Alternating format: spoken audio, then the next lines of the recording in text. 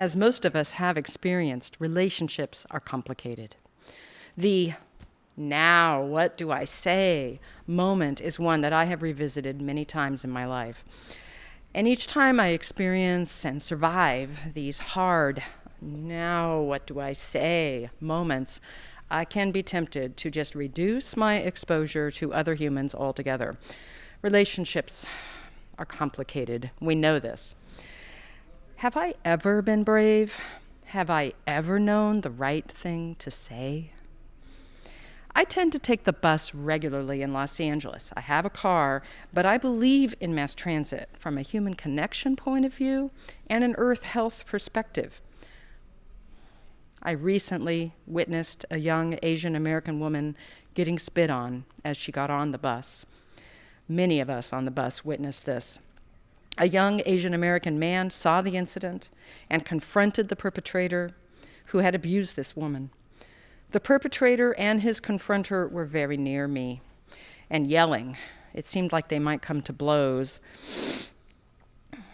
Other passengers, including me, pulled away from these yelling men. We were afraid. Finally, the bus driver kicked the perpetrator off the bus. The young woman who had been spat on sat in the front of the bus, now softly crying. I know what was going through my head. The man who spit on this young Asian American woman seemed very hateful and very unstable. He might lash out physically. I don't want to be hurt. I know why I said nothing to him, but once he was off the bus, might I have said something to the crying woman? I was in the back of the bus. She was in the far front of the bus. I think she got off a few stops later. I did not talk to her, but I thought of her all day. Have I ever been brave? Have I ever known the right thing to say? In areas where I feel safe and competent, I am braver. I can speak up at work. That's my job. Even if I realize I have said something I should not have at work, I can usually apologize and continue on at work. When a friend's sister took her own life recently, I knew I could stay close to my friend's pain and be a resource and not worry about saying the right thing because I had that experience. I have lost a sibling to suicide. Experience can help us be brave. A system of outside support can help us be brave. Deep spiritual grounding can help us be brave. I will continue taking the bus. I will expose myself to my species.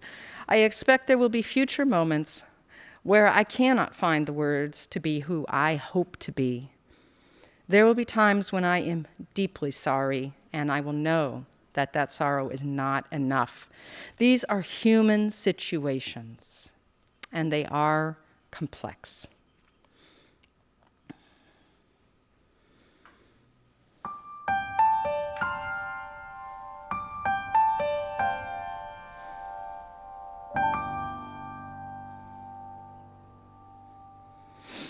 The Reverend Kikanza Nuri-Robins will light our chalice today, and our chalice reading is a poem called "From Peace is Every Step" by Thich Nhat Hanh. Even if we have a lot of money in the bank, we can die very easily from our suffering. So, investing in a friend, making a friend into a real friend, building a community of friends is a much better source of security. We will have someone to lean on, to come to in our difficult moments. We can get in touch with the refreshing and healing elements within us and around us, thanks to the loving support of other people. If we have a good community of friends, we are very fortunate. To create a good community, we have to first transform ourselves into good elements of the community. After that, we can go to another person and help them become an element of the community. We build our network of friends that way. We have to think of friends and community as investments, as our most important asset. They can comfort us and help us in difficult times, and they can share our joy and happiness one conversation at a time.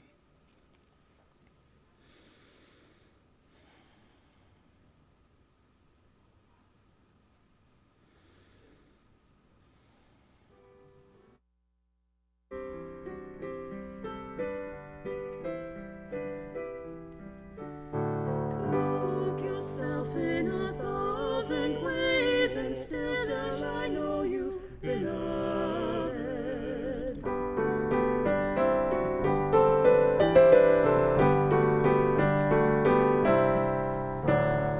Veil yourself with every enchantment, and yet I shall feel you, presence most dear.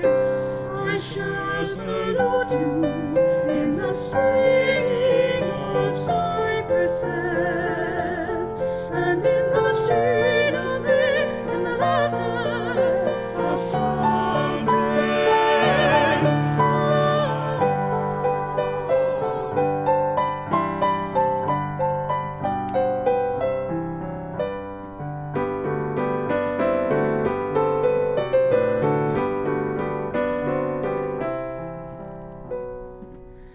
I shall see you in tumbling clouds, brightly embroidered meadows.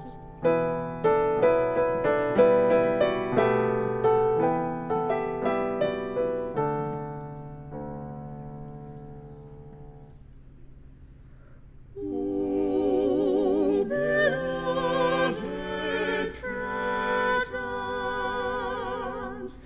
more beautiful than all the stars together.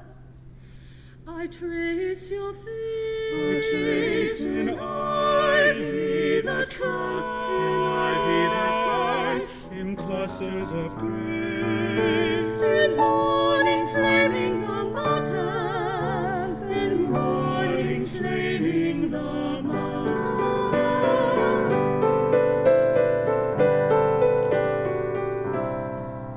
In the clear arc of sky,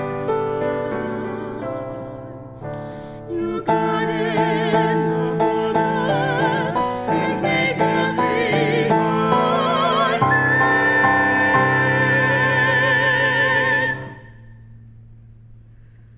You are the breathing, you are the breathing, you are the breathing, you are the breathing, you are the breathing of the world.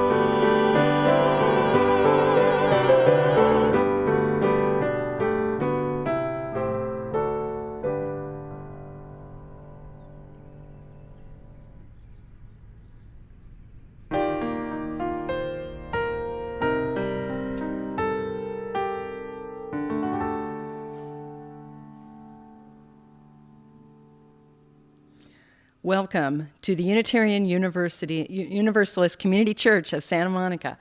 I am Chayla Metzger, your worship associate. The worship team is now in the actual sanctuary and in the garden of our real-life church. And no matter where you are, we are delighted to have you have joined us in our online sanctuary this morning. Please watch for more church news as we move towards bringing more people into our real-life sanctuary while we continue to stream our service online. If you are new to our community, please know that while our building is still closed for larger church services and events, we are still here. We offer many ways to learn more about our church and become involved. We offer programs that serve the needs of our congregation and to be of service to the larger world, including broad religious education and personal development for people of all ages. We also join with other social justice advocates in community activism that contributes to the justice and harmony of our world. Unitarian Universalism is not defined by creed or dogma, but is guided by principles that affirm the worth and dignity of every person and encourages an individual search for truth and meaning. We honor the wonder of existence and believe that we are all connected to each other and to the interdependent web of life. Our beliefs are drawn from scripture and science, nature and philosophy, personal experience, and ancient traditions. We are an open, affirming, and welcoming congregation, diverse in backgrounds, identities, spiritualities, and philosophies of life.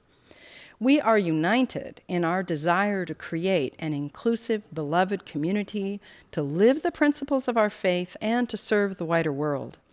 An important step on that journey is our acknowledgement today that our church and the homes of most of our members are on the traditional and unceded lands of the Tongva people, who have lived here and cared for these lands for thousands of years. We recognize and mourn the often deadly harm inflicted on the indigenous people of this country. We lift up their grace, resilience, and their relationship to these sacred lands.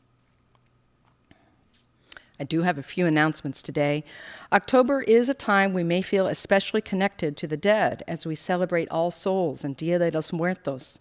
Please consider remembering beloved UUSM members and families and friends with an engraved memorial brick to be installed in our lovely Garden of Eternity next to the sanctuary. Bricks can be engraved with your loved one's name, date of birth and death, and a very short message for a donation of $300 for one brick or $500 for two. Order forms are on our website or email the office at admin@uusm.org. Find our website. Check out all the wonderful upcoming opportunities we offer to explore interests, build community, and develop your spirituality. You might join the science nonfiction book discussion group. You might do some nature journaling or enjoy our wonderful open meditation meetings. Lastly, good news. Our beloved Camp Divinabel Pines weekend has been rescheduled for October 22nd through the 24th. With fire restrictions soon lifted, we will gather in person amongst the pines and San Bernardino mountain air to find laughter and connection. Come, let us worship together.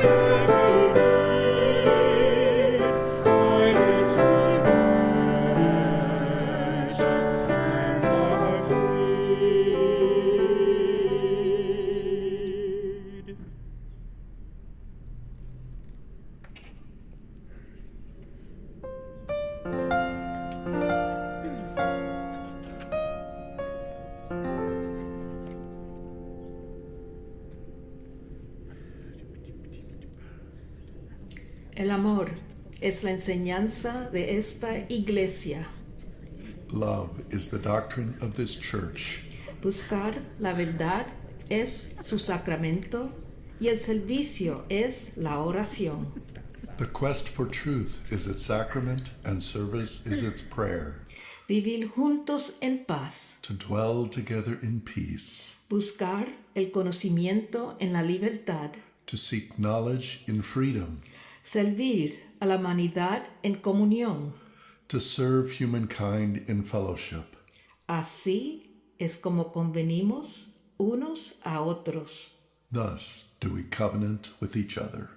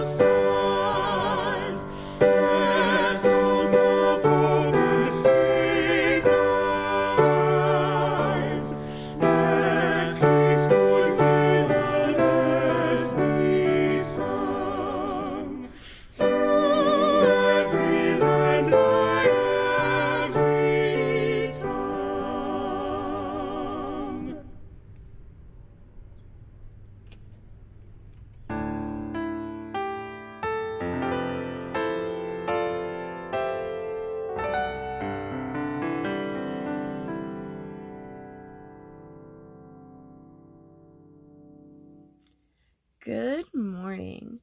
This morning, we're going to talk about something that I don't know if we've necessarily talked about before. We've talked about apologies, we've talked about what happens after an apology, but we've kind of never talked about what happens when we don't apologize, or we don't know in the moment to apologize, or later on we realize that maybe we needed to do more than apologize.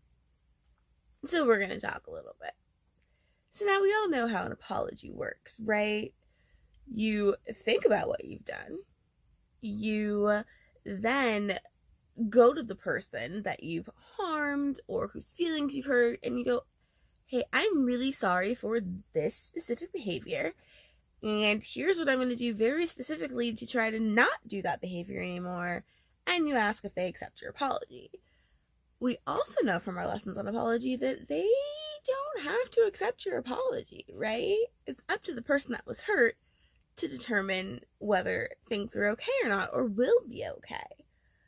Now, what happens if maybe you say something or you do something hurtful, and it isn't until like a week later or a day later, or for some of us who were once teenagers who then grew up and went off to college, you realize that, man, you did something really hurtful or immature years ago. Well, it's kind of the same thing almost. You reach out to the person that you hurt, and you go through the same steps. You go, hey, I've really thought about this, and, cutting you in line was super, super bad that time. Because I did that, I was the last person who was allowed in to play the game you really, really wanted to play.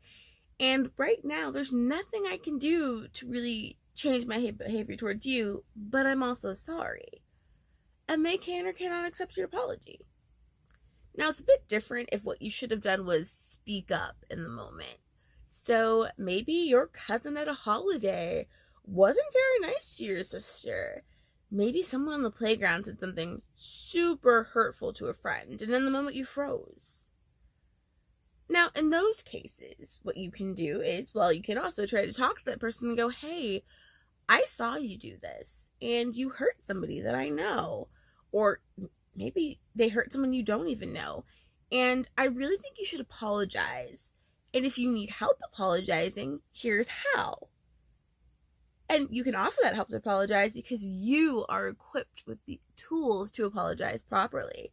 So you can help them learn those skills and use them. You can also simply just tell the person, hey, just so you know, what you did wasn't okay, and I saw that. Witnessing something, acknowledging that something bad happened is also something that you can do after the fact. So, with all of those new tools and old tools and new examples in which you might need to use those tools, go forth and help the world be a little sunshinier, a little safer, and a little happier. I'll see you next week.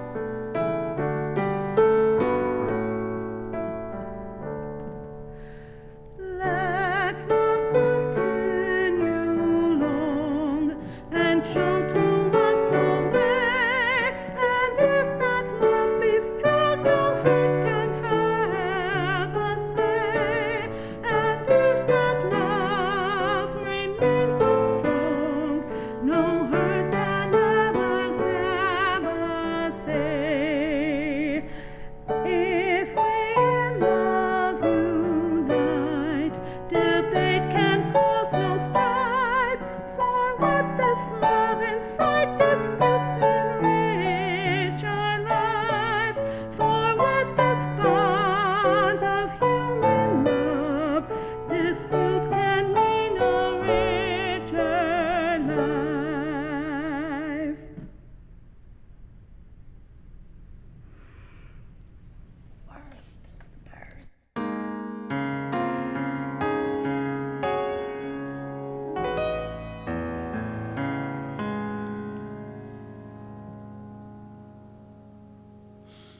Good morning. I am Kikanza Nuri-Robins, and I'm really happy to be with you all this morning, and even happier that you all are with us this morning. This is the time in our service for acknowledging the joys and sorrows in our life. Have you ever sat at your kitchen table drinking your coffee, your tea, your protein shake, and wondered, when is this going to stop? Whatever this is, one more of whatever that thing is. It just keeps going on. It is life, one thing after another, one joy, one sorrow, a time of calm, and then a time of excitement, and then a time that feels like chaos, and we wonder when is it going to stop, and then remember what has to happen if it is going to stop. So in this moment, I invite you to breathe in life and breathe out the tension and anxiety and concern over the things that you cannot control. And to breathe in peace and to breathe out the wishes for the oughts and the shoulds and the shoulda have and the coulda dones, to accept what is. I invite you this week to pull out your church directory. Could be an old one, could be a new one, could be one online, could be one that's stuck someplace in a cupboard or a drawer. You may need to call the church office and ask them to send you a copy of the most recent one. I invite you to go through the church directory and say, oh, looking at a picture, I haven't seen him in a while. Or, oh, I sure miss talking to her. Give them a call, send them a note by email, send them a sacred text, but reach out in some way, acknowledging their joys, their sorrows, their concerns, letting them know that you're thinking about them, letting them know you care. You don't have to go through the whole book. You can just open it up to one page, find someone that you have missed or that you haven't heard from or haven't heard about, and connect with them. That is one of the ways that we make community. That is one of the ways that we keep community. That is one of the ways that you can participate in this beloved community's joys and sorrows. And so now, as each of you reflects on the concerns of your life, the celebrations and the sorrows that have occurred this week, that are occurring in the future, that you're still recovering from, I invite you to hold on to them in this moment as we contemplate in silence our role in this cycle of life, our place in this beloved community, the joys in our hearts, the space in our hearts to hold the sorrows of others, and our care and concern for one another. Let us be mindful.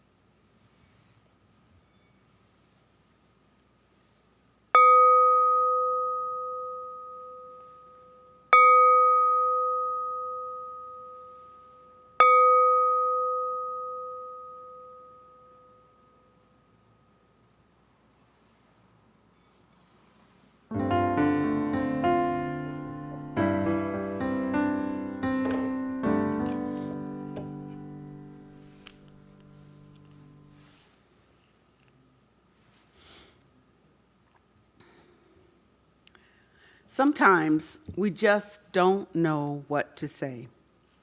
We see something, we know it's wrong, and we say nothing. The next morning, we think of several things we might have said, but the moment is gone. The perpetrators think we agree with them, the targets feel alone and abandoned, and we feel like failures as witnesses, allies, or advocates. And then there are the times when sorry isn't enough, but we just don't know what to say. If this sounds like you, you are among a large number of good-hearted people who want to do the right thing, but sometimes just don't know what the right thing is to say. Well, I've been thinking about this a lot and have come to the conclusion that there are basically 3 things to say. Oops, yikes, and sorry. Of course, there's more to it than that, but hold on to those 3 words and all they might connote, and let's go a little deeper. Why do you need to know what to say? Because we are imperfect human beings. Teilhard de Chardin said that we are spiritual beings on a human journey, which sets a very high standard and also reminds us of all that we need to keep learning. We are figuring things out on a daily basis, and things keep changing. The power differentials in relationships, identities, and how we describe ourselves to one another, relationship rules, taboo topics, what we used to couldn't talk about now is talked about all the time. The language that we use to describe all of this stuff. As the world shrinks and our relationship circles expand, there are more and different rules for engagement, different cultural codes. So what's a cultural code, you ask? Cultural codes are like house rules. Think about the rules for eating, just eating dinner, eating breakfast, the rules for eating in your mother's house. And then think about the rules for eating in your own home today.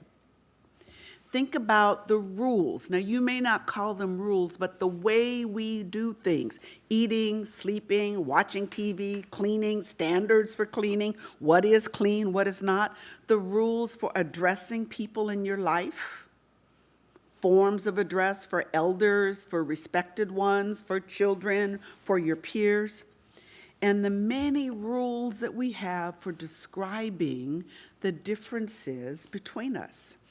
How do you learn them? Well, we have teachers. In anthropology, we call these teachers cultural guides. Could be your mother, could be a teacher, could be a sibling, could be a friend, could be somebody who just grabs you and say, we don't do that here. We also learn by making mistakes, and then we get that silence, that very loud silence, and we know we did something wrong and no one will tell us what it is. And then we learn by watching other people. Now, we have at least 3 UU principles that talk about relationships: the inherent worth and dignity of every person, justice, equity, and compassion in all human relationships, the interdependent web of existence. All of these talk about relationships. All of these focus on the need to say, I see you and I care. The quality of the relationships are directly related to the nature of the communication that you have with the people around you. See, our social climate in the United States right now is very polemic. It's us and them. You're either for us or you're against us. We've got oppressors and the oppressed. They've got name calling, and folks are either perpetrators or enemies or friends. There is shaming and blaming and cancel culture and calling people out. They need to know. And then there's also that they need to know my truth. I told them exactly what I want, what they needed to know. Well, what would happen if you call someone in? If you call them in for a conversation not for a chewing out, but a conversation. Call them in to explore what happened. Call them in to learn something, not to teach them something, but for you to learn something about what happened. See, the most frequent comments that I get from my clients is, we didn't know what to say. We knew it was wrong, or we knew we should have said something, but we didn't know what to say. Or they'll say, you mean we can't say that anymore? No, you can't. Well, then what do we say? Most of us can identify things that are blatantly wrong. We know basic rudeness. We know sexism, racism, identity hatred. We know that. We get that. But there's some things that used to be okay, but they're not anymore. There are some things that are okay in one setting that aren't in another. In-group language, for example. Think about how you and your family, your immediate family, talk with one another, however you define family. I'm not necessarily talking about those bio people that you are supposed to be related to, but you never quite connected to, but the folks that you relate to as family. How do you talk to each other? What kind of names do you use as you connect with them? What kind of language do you use when you talk with them? How would you feel if an outsider used that same informal, intimate language with someone in your family? See, some words that are in-group language, language for us, language that connects us in a close and intimate way, are now known by communities outside of that group. And so the outsiders say, well, if they can use it, they use it in front of us, why can't we use it? See, that's the difference between equality and equity. Equality means you do the same thing every place you go, but we realize that that doesn't really work. Equity means that everybody doesn't get the same thing, but they get what's needed and appropriate for the environment. See, languages and relationship are calibrated and nuanced. So before you open your mouth, you ask yourself, well, what's the goal here? Is it for nurturing the relationship, for building community, for repairing some harm, or creating some space for grace? Then you determine your role. Am I a witness? Am I an ally? Am I a target? Am I the agent?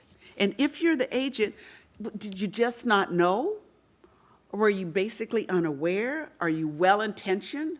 Are you just kind of undisciplined and you let it slip out? Or are you absolutely aggressive and hostile and you did it on purpose? So after you have determined where you are in this situation, what your place is in this conversation, then you can figure out what you say. Oops, yikes, sorry. So when you said or did something, you can say, oops, I realize now that my words were inappropriate. You can say, yikes, whoa, I think I blew it.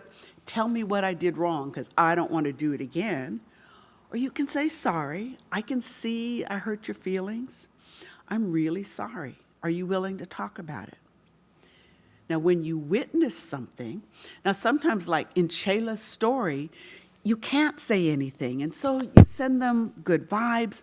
But if you can say something, you can say, oops, boy, that was awkward or hurtful or inappropriate.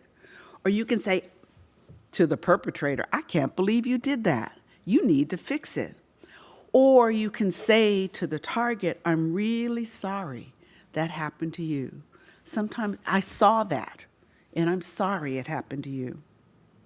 And then when someone says or does something to you, again, it's oops, yikes, or sorry. Oops is ouch, stop, that was inappropriate, that wasn't nice, that wasn't necessary. Yikes is, whoa, that was not okay, don't do that. Sometimes it's not safe to speak directly to the perpetrator, and then you just need to say, well, I'm out of here, I'm just gone. and you leave. And then when someone says sorry to you, now you might be inclined to go into the long history of how deeply you were hurt. You might be inclined to talk about how they should have known better in the first place. You might be inclined to give a history, the socio-anthropological history of the context for why they were wrong. But you might start with, thank you. Thanks for your apology. And then you might check, are you willing to talk about why you said what you said or did? Or are you willing to hear how it hurt me or why it hurt me? So you don't have to download everything all at once. Sometimes it's just an expression. Sometimes it's a single word. But basically it's oops, yikes, sorry.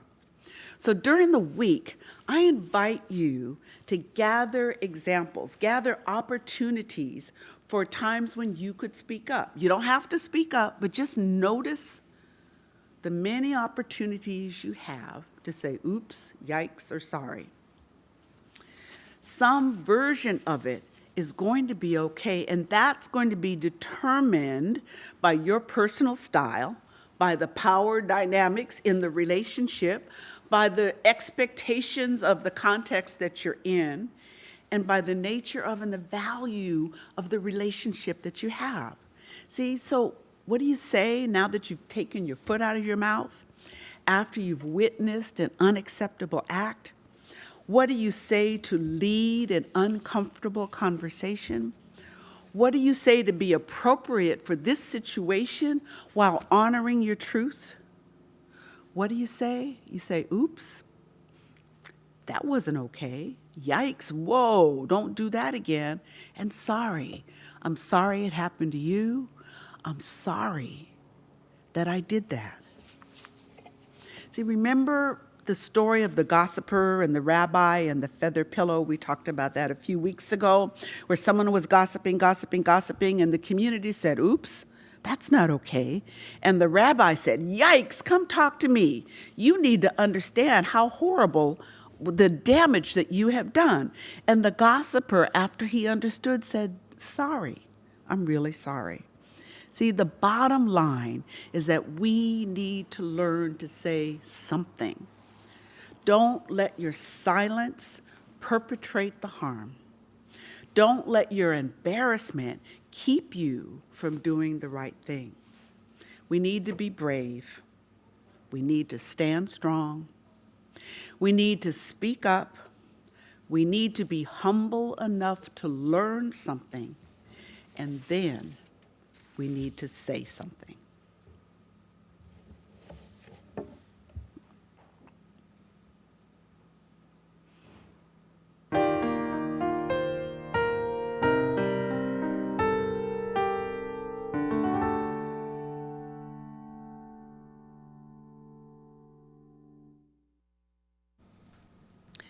We come together for more than ourselves.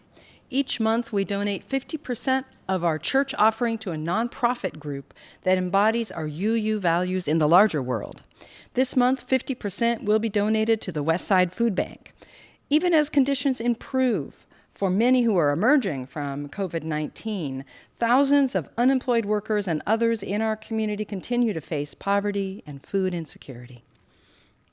Many people are turning to hunger relief organizations to meet urgent needs. Westside Food Bank distributes to more than 70 local social service agencies providing emergency food assistance. UU Santa Monica has a long relationship with Westside Food Bank. Most UUSM youth and young adults remember trekking over on a Sunday morning to sort food and learn more about hunger in our community. Indeed, some of you may be in the food bank fundraising 5K event today.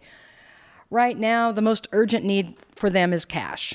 According to the food bank website, as the need for emergency food assistance skyrockets, we need your help to continue buying truckloads of food required to keep our warehouses stocked. Please give generously to help deliver much-needed, nutritious food to those in our larger community in greatest need during this difficult time. I also want to talk about our Spirit Level Foundation grant. This is a really exciting opportunity we have. Last church year, we received a grant from the Spirit Level Foundation to cover the cost of enhancing our sanctuary's technology. This is much needed infrastructure, and we're also hiring someone to help with live streaming. The foundation will match our fundraising dollar for dollar up to $10,000 to cover these new expenses. We hope you will contribute to this critical fund and help us expand the ways we reach and serve our community and all of our communities. There are several ways to give. You can contact the church office to make a special donation. You can link to the QR code on your screen. You can send a text to 844-982-0209 with the amount of your donation and the code GCC. Or you can just go to our website, UUSM.org, and click on the donation tab. Your generous contributions support the work and communities we all hold dear. Thank you so much for your help.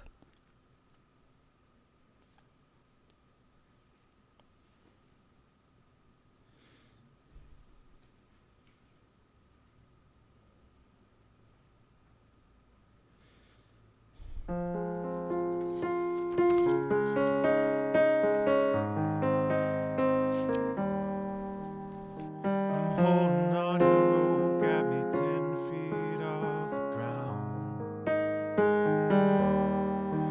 And I'm hearing what you say, but I just can't make a sound. You tell me that you need me, then you go and cut me down. But wait, you tell me that you're sorry, didn't even want me around. It's too late to apologize. It's too late. It's too late to apologize. It's too late. I take another chance, take a fall, take a shot for you. And I need you like a heart needs a beat. No, it's nothing new. I loved you with a fire red, now it's turning blue. You say you're sorry like an angel, heaven let me think was you. But I'm afraid that it's too late to apologize. It's too late. It's too late to apologize.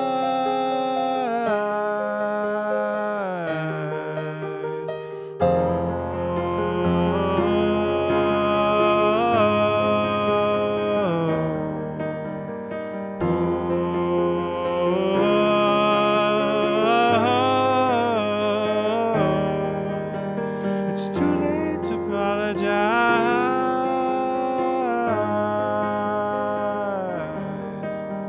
It's too late to apologize.